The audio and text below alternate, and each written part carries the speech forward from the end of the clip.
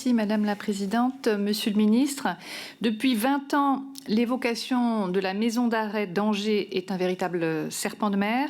Les solutions proposées ont varié au fil du temps. Une vaste rénovation d'abord, puis la création d'un nouvel établissement, une nouvelle maison d'arrêt de capacité équivalente dans un premier temps, puis un centre pénitentiaire à la capacité très largement élargie, pouvant atteindre 850 places, ce qui me paraît d'ailleurs très, voire trop élevé. Vieille de 170 ans, la vétusté de cette maison d'arrêt est aujourd'hui structurelle. Les problématiques qui en découlent ne peuvent plus être simplement palliées. Ce n'est plus seulement des murs décrépits, mais on a des toilettes qui sont directement dans les cellules, sans aucune intimité, sauf parfois un simple tissu avec la chambre collective, les douches collectives qui sont vieillissantes et sales, des fenêtres qui s'ouvrent peu, voire plus du tout, des matelas au sol, jusqu'à 60 matelas en fin d'année 2025, donc 4 détenus par cellule. Donc les conditions de détention demeurent particulièrement préoccupantes et notamment en cette période de canicule, bien évidemment. Et malgré ces conditions difficiles, le personnel sur place travaille sans relâche pour trouver des solutions concrètes et améliorer autant que possible le quotidien des détenus. Donc il y a des rénovations régulières, des réparations continues, l'amélioration de la propreté des locaux, l'installation d'une nouvelle unité sanitaire modulaire tout prochainement. L'expérimentation aussi de l'appel direct au numéro vert 3114 pour prévenir les dépressions et les actes suicidaires également. Et puis une augmentation du nombre d'agents pénitentiaires. Donc les efforts engagés sont réels, bien entendu, je ne les nie pas. Mais ces efforts conséquents demeurent malheureusement insuffisants, laissant cet établissement s'enfoncer progressivement dans la décrépitude et l'insalubrité. En septembre dernier, le tribunal administratif de Nantes a d'ailleurs ordonné la mise en œuvre de travaux d'urgence confirmant le caractère indigne des conditions de détention. Et en parallèle de l'état des locaux, la surpopulation carcérale endémique ne fait qu'aggraver les difficultés. Donc, comme je l'indiquais tout à l'heure, 2, 3, voire 4 personnes sont détenues dans une même cellule dans un pays où l'encellulement individuel devrait pourtant rester la norme. Lors de ma dernière visite courant juin, j'ai pu constater l'incarcération de 440 personnes dans cet établissement. Ça représente un taux de surpopulation de 209%. Et chaque année, le constat semble identique. Il faut sans cesse repousser les limites du possible, pousser les murs, adapter les moyens en personnel, renforcer toujours davantage la faculté à vivre en promiscuité. Et vraiment, ces cellules sont vraiment extrêmement petites.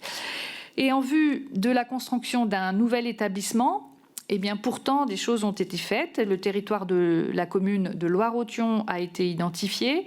Les procédures administratives se sont égrenées au fil des années et le projet semblait engagé. Pourtant, aujourd'hui, plus rien ne se passe. Si la question du budget alloué est régulièrement avancée pour justifier cette suspension, celle de la volonté politique, Monsieur le Ministre, interroge désormais tout autant. C'est pourquoi je souhaite savoir et vous interroger sur les suites budgétaires et politiques qui seront donnés au projet de construction de ce nouvel établissement pénitentiaire sur l'agglomération angevine. Je vous remercie. Je vous remercie. La parole est à Monsieur le ministre délégué chargé des relations avec le Parlement. Merci Madame la Présidente, Madame la députée Stella Dupont. Je vous remercie pour cette question qui offre l'occasion au gouvernement de dresser un état des lieux des mesures engagées en vue d'améliorer la situation de la maison d'arrêt d'Angers. Au 18 juin 2026, cet établissement connaît une surpopulation importante de 191%, dont 41 matelas au sol, vous l'avez évoqué. Pour y remédier, la direction interrégionale des services pénitentiaires de Rennes a transféré depuis le 1er janvier 2026 78 personnes détenues vers d'autres établissements, dont 32 transferts dans le cadre de la politique de désencombrement. De plus, par une note du 16 avril 2026, le directeur général de l'administration pénitentiaire a demandé aux directeurs interrégionaux de renforcer les échanges avec l'autorité judiciaire afin d'optimiser nos capacités et nos leviers de réponse pénale. La construction d'un nouvel établissement dans la commune de Loire-Othion reste programmée par l'Agence pour l'immobilier de la justice, mais dépend des arbitrages budgétaires à venir sur la trajectoire 2027.